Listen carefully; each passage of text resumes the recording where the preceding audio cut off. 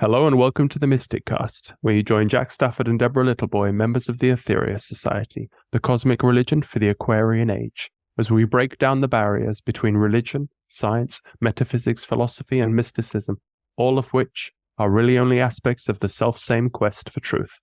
Please note, this is an independent program, not produced or fact-checked by the Aetherius Society.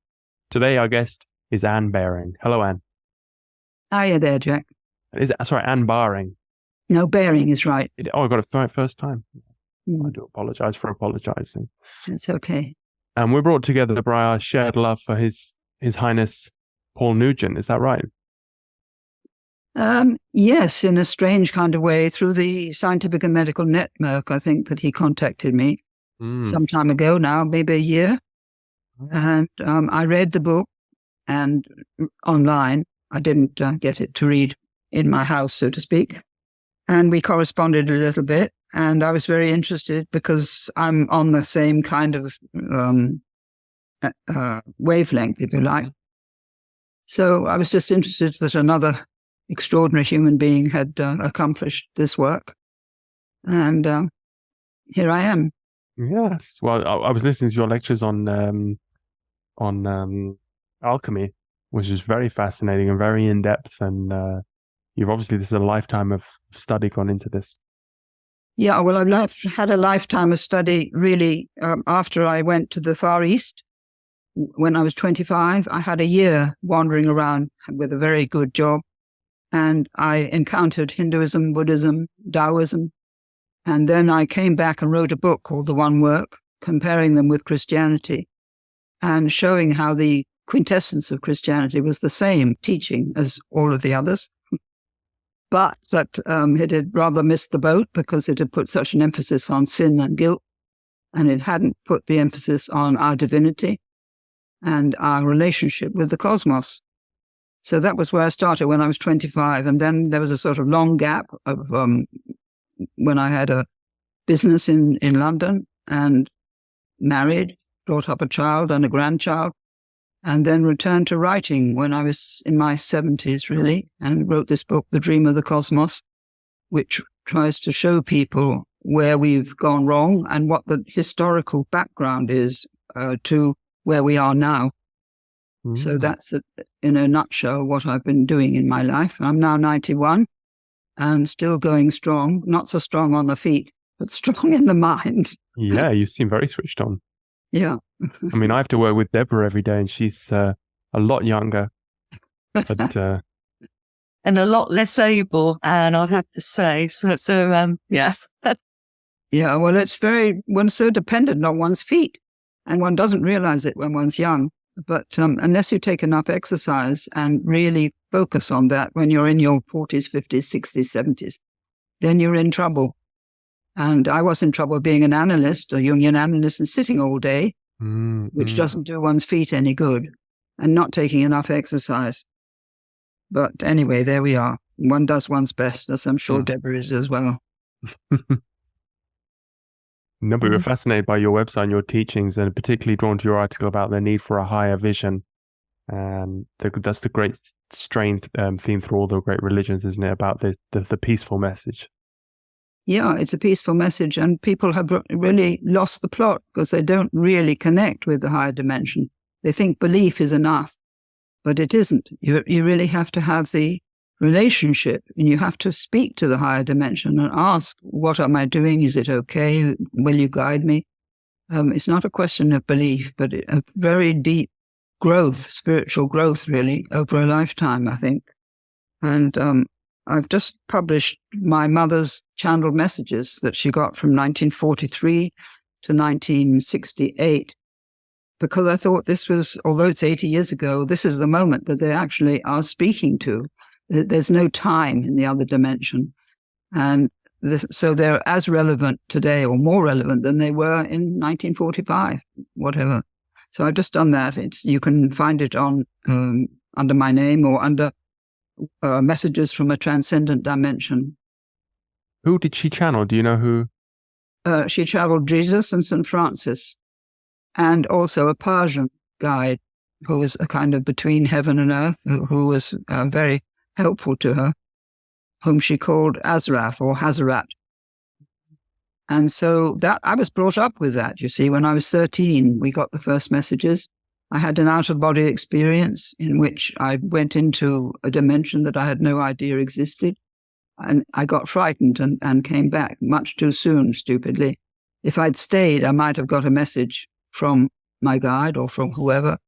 But that stayed with me anyway, that experience, when I was 13, that was. And so I knew always that this other dimension existed and that there was a way of traveling to it through what one might call a wormhole, which science is discovering about wormholes now. So that was my background, and that had a deep influence on me, and it guided me through the years when I didn't quite know what I was doing, but I knew there was something that I had to do. And I was told, in fact, to prepare for a mission by getting well educated, getting my degree in history and everything, and preparing the ground for what I would do later on in my life. And it wasn't really clear to me until I had an extraordinary dream when I was in my 40s of a cosmic woman who indicated that I was to become more conscious. It was a very beautiful dream in which I had this vision of this gigantic woman who stretched from earth to sky, and she had a wheel in her abdomen. And I was lying on the ground caught in a huge net, which is really the net of incarnation. And I could see that I had a wheel in my abdomen, but it was too far to the left. It was looking a bit peculiar. And she said, more or less indicated that I was to center my wheel, i.e. become more conscious. She didn't speak, but that dream changed my life together with a few other dreams and long Jungian analyses, which I had. So I really had to prepare for a very long time for the work that I'm doing now, and for the understanding that everything is divine and that we are part of the divinity of the whole universe, and that the scientific materialism has so distorted our relationship with the divine ground that we're completely lost, and we're living in a more or less insane culture at the moment. One can only call it that, but when so many examples of things going wrong and nobody knowing why or what is really going wrong underneath. So I'm probably talking too much, but you asked me some more questions. It's your job. You're the guest on the show. You're supposed to. Okay. There's an interesting, you mentioned Jesus. He mentioned in Dr. King channeled the Master Jesus for the 12 blessings, which is not our Bible, but the divine teachings. Yeah. Practices, which, if you like, aligns our will, to actually physically get our body vibrating as it should do. Fabulous practice, that most of us practice at least once a day. And it says there that science without religion is the soulless wanderer of the night. Yeah, well, that's it, really. Yes. Mm. I think people are waking up to this, but there's so many people who are lost and who don't have any idea of who or what they are, and who are just sucked into this dreadful materialist culture and drowned in it, really. And it's tragic, and also it's very dangerous. And Jesus warned my mother that if we didn't stop killing and stop wars, that we might destroy the planet itself, not only ourselves, but the planet itself. I mean, it's really a huge challenge to humanity to wake up out of its dream of power over everything into relationship with the divine ground. And it means a complete turnaround of what we've been taught and what we've been living for 4,000 years, very long time. We've been programmed into wars, attacks, cruelty, slavery, anything that you could think of in what we've done, really, completely wrong, often in the name of religion, in the name of Christianity and Jesus, and in the name of Muhammad with Islam. It's unbelievable what we've been doing in our stupidity and our ignorance, I think. So this is a time when we have to change, otherwise it's going to be too late. And this is what the messages said 80 years ago. Mm-hmm. But now is the time. We can all feel it, I think, that this is the time we have to change. But many people don't know how to. It's very difficult to know on a sort of daily basis what to do, other than to tune in or as much as possible, as you said, with your little booklet there, with the divine ground, and ask for guidance as much as we can. So what did you think that your mission was now, is to put forward these teachings? Or my mission was to really focus on the divine feminine, the aspect of God that's been completely forgotten, because it's been always a male God in the three patriarchal religions. And I've explained historically why we lost the goddess, why we lost the feminine principle, and why the Holy Spirit, which was always feminine before Christianity, why it became male in the 4th century in something called the Council of Nicaea. And from then on, it's remained male. Nobody knows it, that it was originally female, or that it was the aspect of divinity which is essential, because if we're missing the feminine, we lose relationship, we lose compassion, we lose empathy, we lose the connection with nature, most of all, because we have thought ourselves to be above nature, and that God was really not interested in, he created nature, but he wasn't present within nature. And that is the huge mistake of Christianity, that it didn't realize that nature was sacred, and that God was present within every blade of grass, every flower, every tree, every rock. The divinity was present, perhaps is a better word than God, because God brings in immediately this Father God image.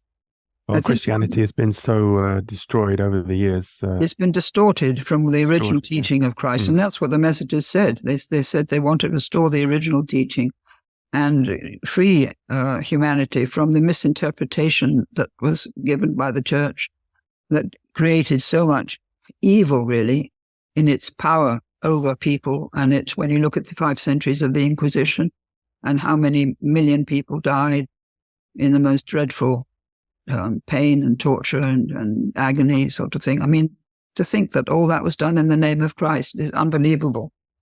I've turned really to Hinduism, which is what I learned on my journey, because there you have the Atman present in every human being. You have divinity there. And you have also the divinity of the whole creation in the Upanishads, the most marvelous sayings, teaching that everything is divine, and that Brahman is present in every atom of life. So I gave a lecture, actually, which hasn't been put up yet on YouTube, called The One Work, which was my first book. And it was a summary of what I learned when I was 25, and comparing all these religions which were saying the same thing. But Christianity missed out because it didn't stay true to the original teaching of the founder of Christianity. And it got sucked into the power complex, what Jesus called Caesar. And that's where it is today, still. And also the whole culture is sucked into the power principle. This is what it serves, particularly America. And the rivalry between the nations is completely wrong, obviously, as you know, I'm sure. But it's been brought into being because we thought we had to have power in order to survive. And I think that goes back to the fact it's not really humanity's fault. It's that we were left without being told where we've come from, who we are, what we're doing on this planet, and where we go when we die. Those 4 things. If those questions had been answered, I don't think we would have needed to go into the pursuit of power. But power is a compensation for the lack of knowledge on those 4 questions. Well, ignorance is the only crime committed on this earth. Yeah, and that's what the Eastern teachings say. They say it's not sin, but ignorance. And one can see that ignorance so clearly today. People just in blind behavior, really sucked into the media, ridiculous values of the media. And we've lost our values, which did come from Christianity and were sound and good in the basic sense, when they said not to harm others, to forgive our enemies, and to love one another. Those are sort of the 3 things that Christianity has taught. And it could teach again, but it's absolutely silent. You don't hear a peep. What is your understanding of those answers to those four things that you mentioned? Well, I think we come from other dimensions of the universe, possibly from other planets, or anyway from other dimensions. Secondly, we're here because we have an evolutionary purpose to accomplish. We are here to look after the planet, to serve the planet, and to serve the higher dimensions in their desire for whatever they want for the planet. Certainly not to destroy the planet or to exploit all its resources for our own needs. I mean, it's absolutely absurd. Just take out what we want from the earth and use it to promote our own power or our own ideas of what we need. We're still doing it now with the new energy that they're working on. So the third question, what are we doing here? Where do we go when we die? Well, we go back to the other dimensions, the intermediate ones, whatever they are. I don't really know a great deal about that. But I know that they exist because I have listened to a great deal of channeling. And I know with my mother's channeling that they exist. And I trust that because what they say is so beautiful and so authentic, what Jesus says and what St. Francis said. Also absolutely replete with love. The whole messages, it's about 100 pages, is all about their love for us or for the planet, for the world, and for the people who would listen to them. But they were calling on my mother really to do things which she couldn't possibly do at that time because women didn't count for anything then. Nobody would have paid attention if she'd got up on Marketplace and spoken about these things. They would have thought she was A, mad, and B, a terrible nuisance, and would have shut her up as soon as possible. So there's nothing she could do at that time. But she could bring me up to have an awareness of these things. And I've been able to do what she wasn't able to do. And that is a tremendous responsibility and also a very great privilege. And this book, Messages from a Transcendent Dimension. And it's available on Amazon and on your website. Yeah, absolutely. Yeah. And I've got more things to put on YouTube when I can get them up, particularly this one work talk and another talk on alchemy. And I see that alchemy is the underlying teaching which had to go underground because of the Christian persecution, but which came originally from Egypt and from the Hermetic tradition in Egypt, which Jesus was in touch with. He undoubtedly spent time in Egypt. But that underground stream, so to speak, had the feminine at its core. It had Sophia, divine wisdom. And that was what the alchemists were serving. So they were serving the feminine principle in their work. And the extraordinary drawings and paintings and writings that they did showed that they were in touch with that other dimension all the time. They were the mystery schools, weren't they? Yeah. And obviously they were underground and hidden. But I've got a book called Splendor Solas, which is the most magnificent illustrated book from the 16th century of the alchemical process, which if you've watched that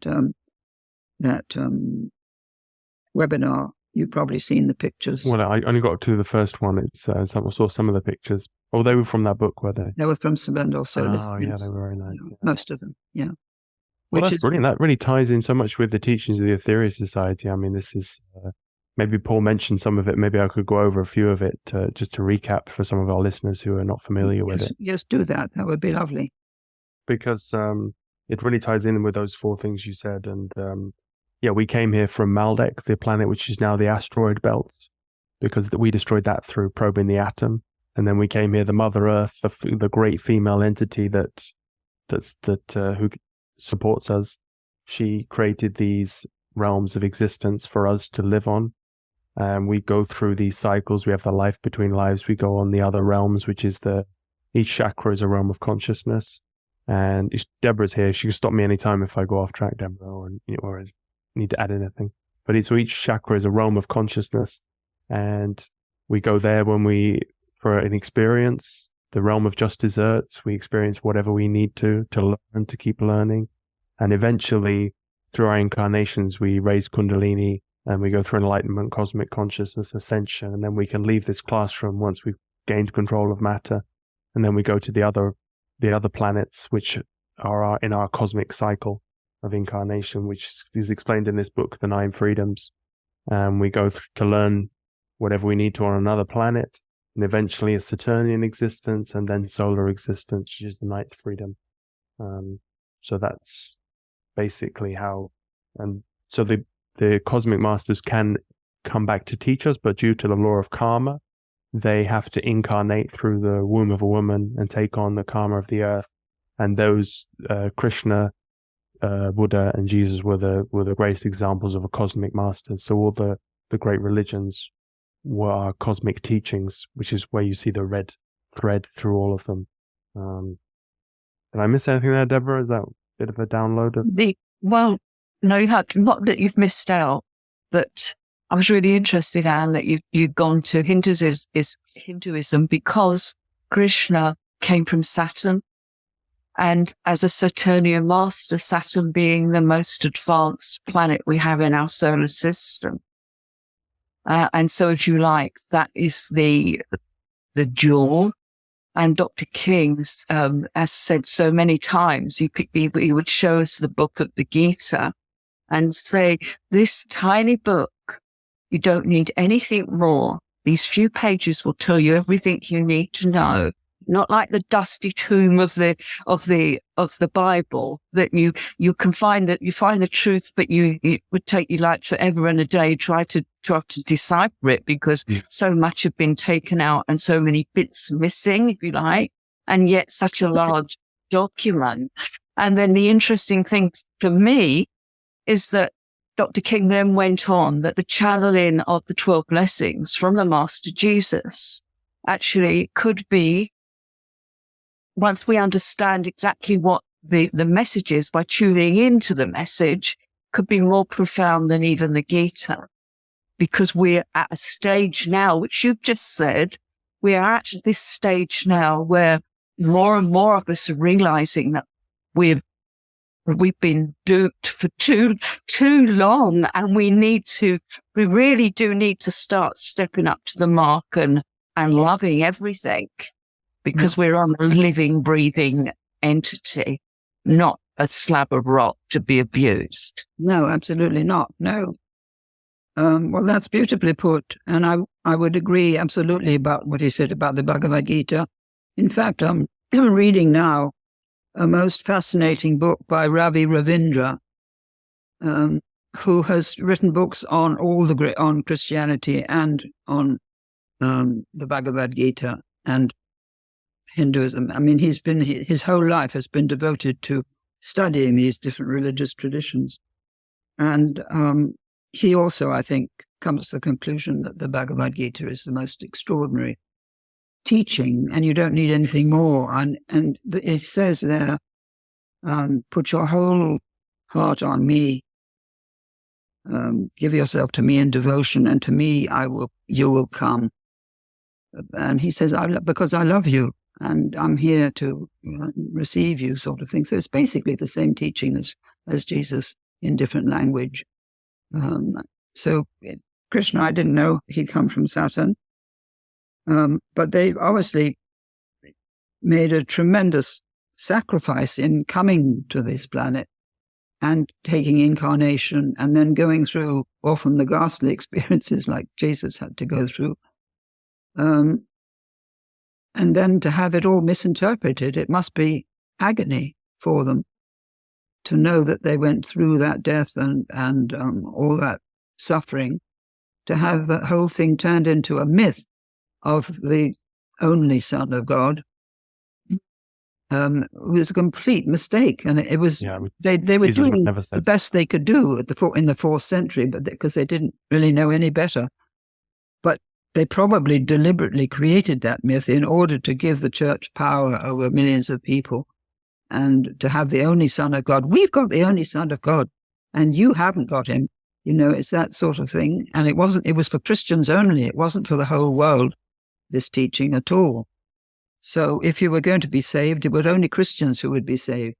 Absolutely, very much an us and them, which of course is totally wrong, because there is only us. There is no separation except for what we make. Jack, do you have the 12 blessings there that you can share? Just in the beginning, in the where it says how the church changed the teachings. Mm. Could you just read that through, really, just to, there's something in there that I can't quite recall, but it links in with what Anne was saying earlier. And when it goes about... Over the centuries, Christianity has become distorted by politics, compromise, and speculation. The dogmas which underpin so many church denominations today are all too often based on man-made concepts. They were manufactured for reasons of popularity, power, or just plain ignorance. Sometimes it was deliberately deceptive, as in the Ecumenical Council decision in 553 AD, championed by the Emperor Justinian and Empress Theodore, which declared belief in reincarnation to be a heresy. Yeah. That was, and you'd mentioned that decree, something along those lines fairly early on when we were talking, Anne, and I just wanted to sort of link that back in, that all this information is out there for people to see, but we've got to really together direct people towards these truths. So it doesn't really matter what book they particularly find it in. They just need to know that their higher selves, their higher vibrationary soul self, will be seeking and directing them. And I believe sincerely that the more that people like yourself and us go and share our resources, the more we put it there in the mind belt, the more accessible it is, and the more people feel at their gut reaction level that this is the truth and worth investigating. So I just, as I say, I just wanted to really affirm what I was hearing from you, just to... Yes, I think that you're absolutely right. But one has to put it very clearly and simply, not make it complicated, and say that it's just that we haven't realized who we are or how we're connected to the divine ground, or how the divine ground is present in everything, and that this world is like what's called a theophany, or a manifestation of the divine ground, so to speak, and it's part of it. It's not separate from it. And very simply, one can teach that. That's what I'm teaching in my webinars now. I'm also teaching, I'm coming up next week to speak about the nature of evil, because they have to understand what evil is. And it is the distortion of the truth and the being seized and possessed by the power principle, and then doing whatever the power principle directs you to do. If you want to be more powerful, America wants to be more powerful than Russia or China, well, then it has to attack them. It has to destroy the lives of people in the process. And all that is acceptable because it's serving the power principle. So I'm going to speak about that on the 29th of August, because I've started a petition to stop war, among many other people. I mean, I'm not by any means alone in that. But just the very fact of saying that we have to stop war does something in the psyche of people who are being drawn to that. And they begin to think, well, how are we going to? That's ridiculous. Nobody can stop war. But if people think about it enough and think about what causes war and how they contribute to the arms race unconsciously, and how they accept these nuclear weapons as defensive for us, our survival, when in fact they're utterly demonic and will bring our destruction if we go on that path, so to speak. So they have to understand in a different way, because we've been taught so far that what you're doing, what your government is doing, is in your interest and for your benefit. So we've trusted government, just like we trusted the church before that, or we trust science. There's far too much emphasis on science now in all the papers. But science doesn't know everything by any means, and it's made huge mistakes in the weapons, for instance, in splitting the atom. This was one of the things the messages said, that in splitting the atom, we'd become our brother's keeper, because we'd really split the underlying fabric of life, if you like, the psychic fabric of life. And therefore we were responsible for what we've done, and we have to look after people because of that. They were very clear about that, and very, very interesting to read. So people have no idea that weapons are demonic, and that they are the product of the powers in the universe which are trying to actually destroy the planet. That's another thing, that people have no idea, but these powers exist, and that everything is not light and good, but they're also the negative powers which want power over the earth and over the people of the earth. And the way of doing it is to say, oh, well, these weapons are going to protect you. They're going to be wonderful. And now we've got 9 and possibly 10 nuclear powers who won't budge on giving up their weapons because they're not going to give up their power. Mm.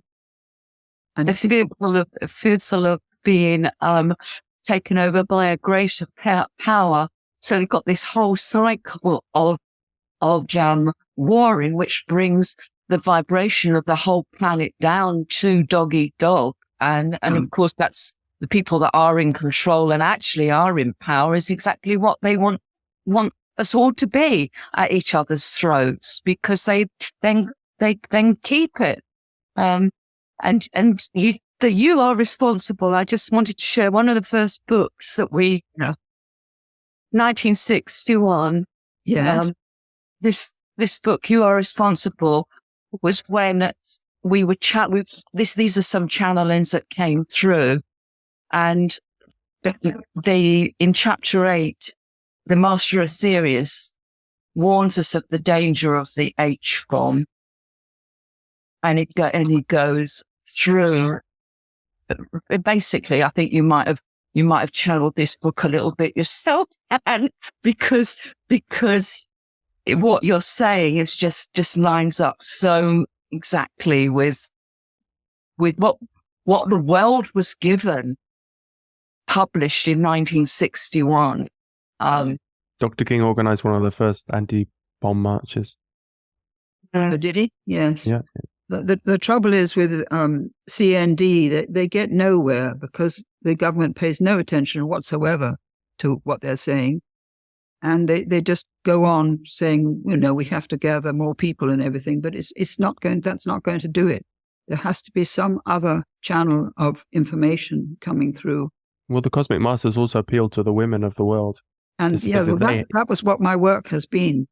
And I think I've laid the foundation now to be able to speak to the women of the world and say, this has got to stop and you can do it. Because I looked up the number of women in the world and it's 1 million less than the number of men. A very small amount. I can't remember how many, several billion men and several billion women. But they talk about the power, only a tiny difference between them. But women have, they're the mothers and they have a lot of influence over their husbands. They have a lot of responsibility. It's not just, they're not powerless.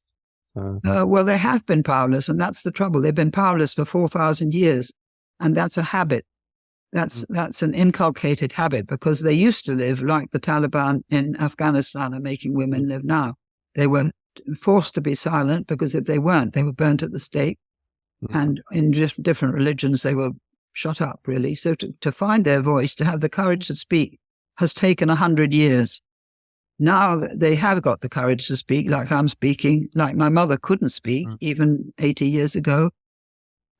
So there is progress there. And I think that if one appeals to the mothers and the grandmothers of the world to stop this slaughter of their sons and grandsons, I think one could do a lot. But it's just getting going. This is what we've started. I don't know where it's going to lead, but I do think that women's voice is probably the balancing factor on whether we survive or not. And it's also important that, the reincarnation, as we mentioned, was taken out of the Bible in 400 AD. But because, we're born, we alternate. We're not just women throughout all our lives. We're man, born a man, born a woman, born a man, born a woman. Because if we just stayed as one sex, we wouldn't learn enough. No, we wouldn't. Absolutely not. This changes your perspective on, Yeah. And also, very possibly, all this gender business is because memories of other lives when they were the other gender. Definitely. And possibly very recent lives when they might have been killed in a war or something. So it's very strong in them that they were a different gender. I can understand that. But there again, the power principle comes in. And we've been watching that very much in our society now. Because, your higher self decides which, consultation, your higher self decides which gender you want, or maybe being gay or transgender is part of the lesson that you wanted to learn as well. So yeah, I mean, there's all that, but then people have no knowledge of this, what you're speaking about, no knowledge that they're being perhaps guided, or there's a reason for them being who they are, and that the body is sacred. That's another thing science has completely dismissed that. And that's why we're really subject now to vaccinations and things which are totally wrong, haven't done any good at all, and have done a great deal of harm, the recent ones in the COVID thing. So there again, we've been subject to a materialist science which thinks that it can control the body the way it wants, and it will control society in the way it wants if we don't watch out, because there's a very big danger of being totalitarianism taking over and controlling all of us. And maybe your society can do something to wake people up to that. Well, we try, and I see a lot of parallels between what you talk about in Alchemy. One of the things you mentioned was that in many of the great stories, there's always a descent into the underworld. Yeah, and that's in the Aetherius society as well, because the lower realms, the realms below the root chakra, they exist. If you need to go down there to learn to vibrate at that frequency, you will go down there, and there are people there who have been able to extend their consciousness, their lifespan, for many years, and they have a lot of control over the physical plane. And one of the things Dr. King, his main mission, besides all the teaching and the amazing work he did with manipulating spiritual energy, was he was an adept. He was like a Jedi. He projected from the body into the lower astral realms and took on the forces of darkness in a physical form, in an astral form. And he had the apocalyptical battles went on there, which members can hear after they've gone through certain initiations. It's very interesting. I had not really taken that in, I don't think, fully. But I mean, it is a battle, and it's sort of. But it didn't have to be that way. It's because we've taken the wrong path that it's become such a struggle, and the powers of darkness or evil have become so strong.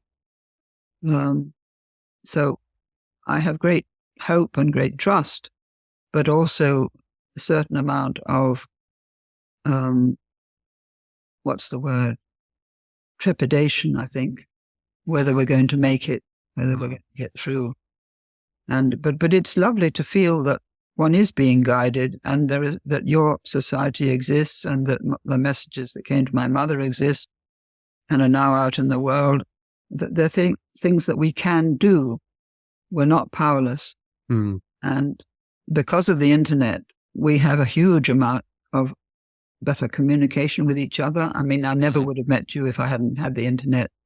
So that's very helpful at this moment. It has a lot of evil on it, but it's also done a huge amount of good. And that's been helpful to have this great discovery and this medium of connecting with each other, because in the world we're having less and less relationship with each other, because things are being shut down in our high streets, like the banks, which were community centers. And so there aren't places to draw people together anymore in the physical world. And the internet is not a substitute for physical relationship and physical exchange of empathy and interest in other people and everything. So this is what's missing. We're boxed up in our world with the computer, as it were, but not in touch enough with our feelings and with the feelings of other people. And particularly the old are suffering because of this shutdown of what used to be a community, really, in little villages and even streets in cities and things like that. People have withdrawn behind their walls. And there is a danger in that, because they become cut off, and eventually they lose the capacity to feel. And then they only use their mind, but not their heart. And the heart gets shut down, and with the heart being shut down, they're cut off from the soul. Because that's another thing which I'm sure you're teaching, that we have a soul, and that it's very important to keep in touch with it and value it through the heart. And that is our channel of communion with the other spheres is through the soul and through the heart. And it's not just words, Anne. People, I mean, when I'm speaking to people, they only hear the words, and yet it actually takes practice. Like any skill, you have to practice. You have to get the vibrations going. So we do holy mantra and we do prayer, which is not just a glibly saying something like cat, cat, cat, dog, dog, dog. No, we know how to bring the energy through. We feel it physically. We know we've got chakras in the palms of our hands. We know how to send what our thought and open our heart and send that energy from point A to point B. It's not theory. Our master was very much a very practical man, a practical metaphysician. This is what you do. This is how you do it. You keep practicing it every day, and until you're excellent at it. And of course, the biggest thing that we can do is to open our heart, physically open our heart center, which is here in our throat, and it's physical. It's not just some words. No, I know. It's actually you do it with the real heart. So can I ask? You have a lecture at the end of the month, 29th of August. Did you say to Yes, us? it's not really a lecture. It's a meeting to do with this war. Not impulse, but initiative that I and an American woman called Elizabeth. I can't remember her name. My memory's gone. Anyway, the two of us got together and I gave her my mother's messages and we agreed that this was the moment to do something to appeal to women originally.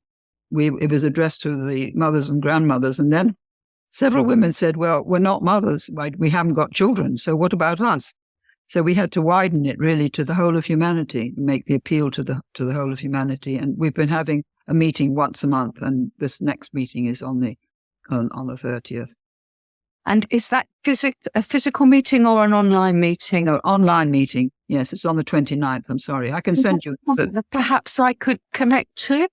Yeah, you could easily. I haven't got the link at the moment because we haven't set it up yet.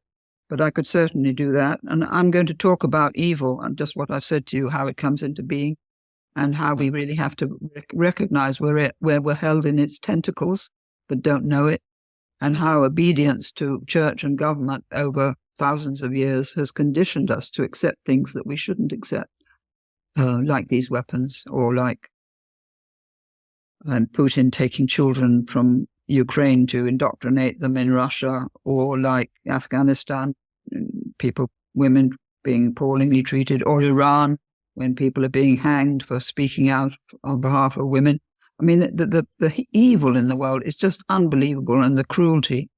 So I shall be speaking about that, and also about weapons that are affecting the earth, which we don't hear about, which America has developed, weapons like HAARP, which can affect the climate and even cause earthquakes.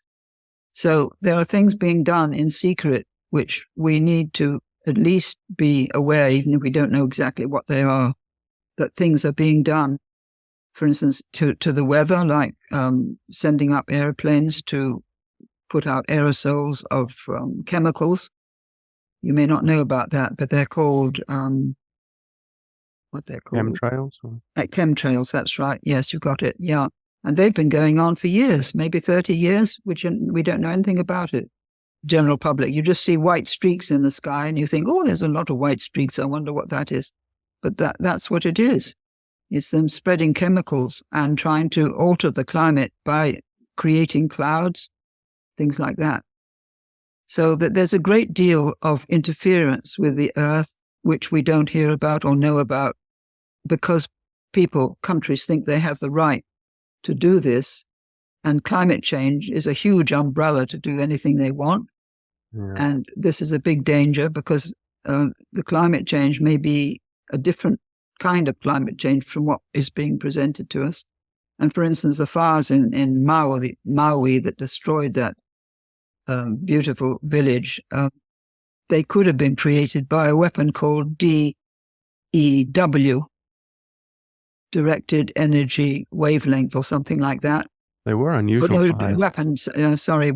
Directed energy weapon, which destroys, which flattens all the buildings, but leaves the trees standing. And there were no trees around the place which could have caught fire to begin with. But this fire suddenly just spread and destroyed. I have a friend who lost everything, her house and everything in it, in a few seconds. And she just had to run to the sea to escape it. I mean, it's just terrifying. And they are doing things like that in order to set up commercial buildings there, which will bring in more money, greed again. So I can't say that this is definite, but this is a hypothesis that's coming out on the internet. And I will hear from this friend of mine shortly what she thinks. But to destroy the lives of, I don't know how many hundred people and all their homes and their livelihoods, this is evil. And it's not climate change. But it will be put down to climate change. That's what I mean. They'll put it down to that and use that as a cover. You can be sure that the culture is not your friend, that the mainstream news is not. Anything that comes through is allowed, anything that's allowed through. It's censored. And that's another thing. The censorship that went on during COVID was an absolute disgrace, or criminal, really. And the people who were speaking up, knowing more about it, were silenced and they lost their professions, or if they were doctors, they were cut off, Well, that was a big thing. It helped enlighten me personally with COVID, in that it was so obvious and so upfront. It removed any doubt that this thing can be done, and the news initiative what I wanted to finish it with is just to say what a wonderful work you're doing, because you speak so articulately. You're such a great knowledge of the history, the East and the West and the alchemy, and you're bringing it all together, and you articulate so beautifully. And it's people like you that we can turn to in these times. Thank you very much. I think I'm at my age, I'm probably able to speak now with authority, but I've done the homework, so to speak. Exactly.